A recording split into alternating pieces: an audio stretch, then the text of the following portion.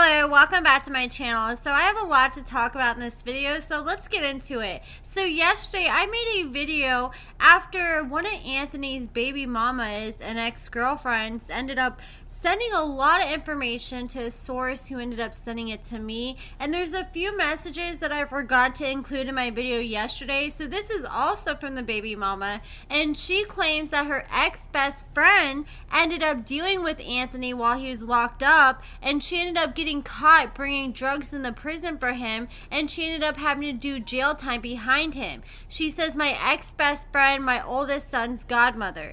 His baby mama also claimed that Anthony's mother that we saw featured on this season, she claims she's a crackhead, according to her. She said she claims she's been clean for years, but she's still smoking.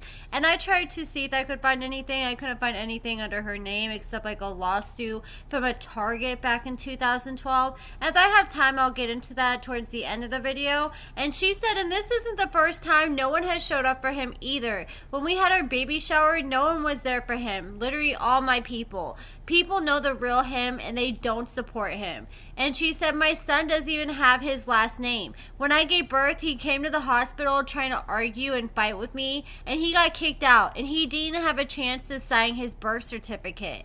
I decided to do more digging to Anthony's criminal history. So back in 2005, he ended up pleading guilty to felony charges of cocaine possession and conspiracy to distribute the drug. So he was sentenced to 2 to 5 years in jail, all suspended on probation.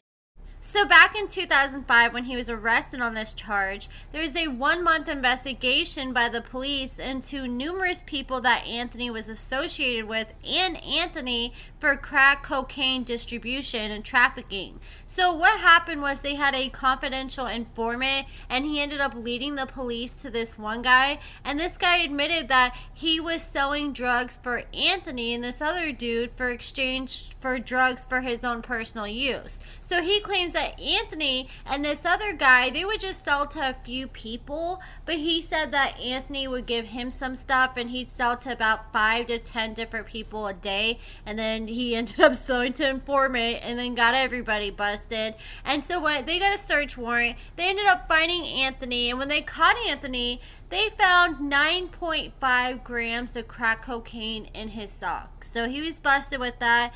Then 2 years later, after that arrest, he got in trouble after he failed to tell his probation officer about another drug arrest that he had, and then he failed to show up to see his probation officer, so he ended up having to go back to jail from that.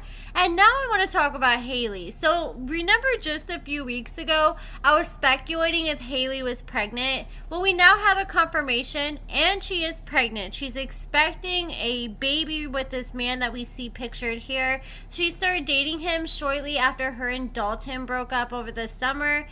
I already know the mom is going to be pissed because there was a clip where Haley was talking about how she wanted to get off her birth control so she could get pregnant with Dalton's babies in her Where Are They Now segment, and WeTV ended up sharing that to their Instagram, and her current man's mom ended up commenting in the comments and said, well, she better not be pregnant with my son, because Haley, I can't remember what she said exactly, and like Haley has never even met the mom before or spoke to her, so literally this is their first conversation exchange that they're having, and the mom saying, you better not be pregnant, and voila, now she's pregnant. Now let's talk about Renika. So the other day, Renika decided to do like a little Q&A on her Instagram stories, and someone said, is the lady that was pregnant by Asante when he passed have a problem with you? And she said, Asante doesn't have anybody pregnant. Rumors. And you know how that goes. No woman that Asante has ever dealt with ever reached out to me or approached me. He ain't gonna play that. All his hoes knew about me and was okay with it, but when I found about just one of them, I left him. Which I'm not sure like how correct she is that Asante doesn't have anybody pregnant, because the baby mama just announced not that long ago, she said, I just watched a video of us where she tagged Asante. And it just reminded me why I haven't looked at her stuff. All those emotions, I miss you so much. In my head, I tell myself we just broke up again, and I'm just not talking to him, so I don't have to deal with the fact that he's really gone. I look at your grave every morning and every afternoon to and from work. I visit you every week. I wore your jacket today and I cried to work. Cash will be here soon. I know that's going to be the day that really breaks me, but I'm ready. I'm ready to meet our little angel and just hug and kiss him for the both of us.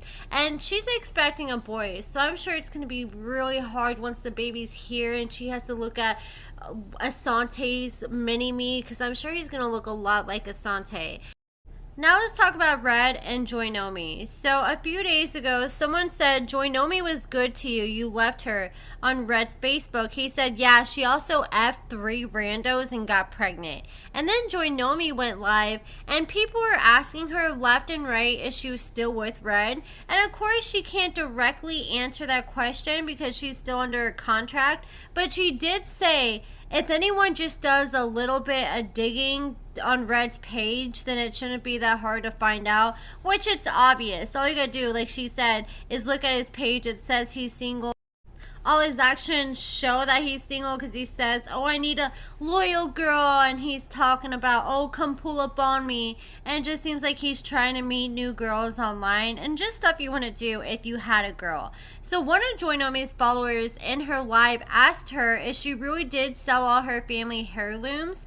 And if that's the case, she hopes that Joynomi at least got her heirlooms back. So Joynomi responded that she's only going to say 2 words, and that's TV and drama, which is pretty self-explanatory. It sounds like that was a setup scene that wetv did to make things interesting before his release.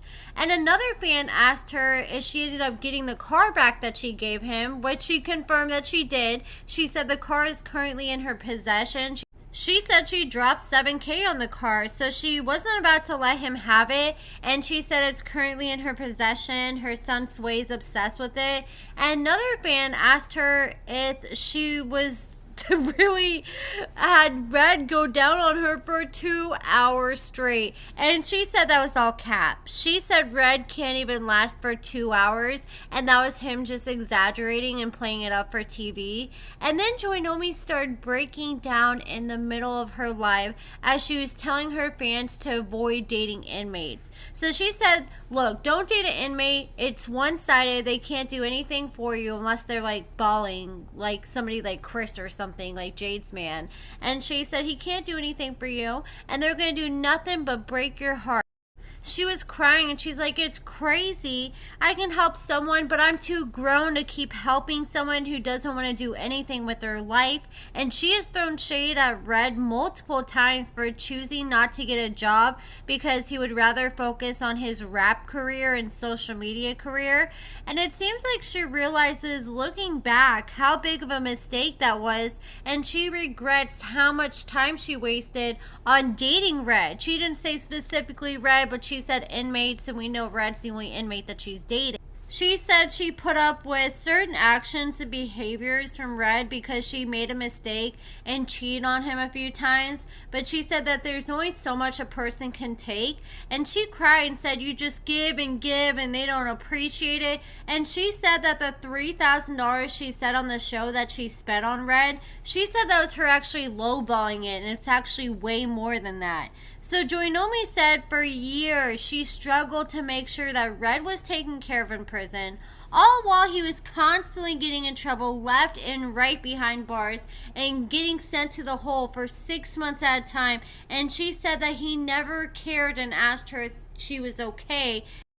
She said that Red currently owes her $350, and she said that he doesn't have any money or anything at all, but she wants her fans to ask Red for the money that he owes her. So that's it for this video, guys. I was also going to cover some things that Deontay said, but it was a lot, so I'm going to save that for a separate video, so stay tuned for that. Give this video a thumbs up. Check out my lashes and cosmetics at AccordingtoAmber.com. I have everything from everyday to dramatic eyelashes. I got got eyelash glue, I got eyelash eyeliner glue, I got a lip gloss, I got a little bit of everything. Here's some of my H109 lashes featured here. So check that out if you're interested at AccordingtoAmber.com. All that information will be in the description. Stay tuned for my Black Friday sales. Give this video a thumbs up, subscribe, and thank you so much for watching.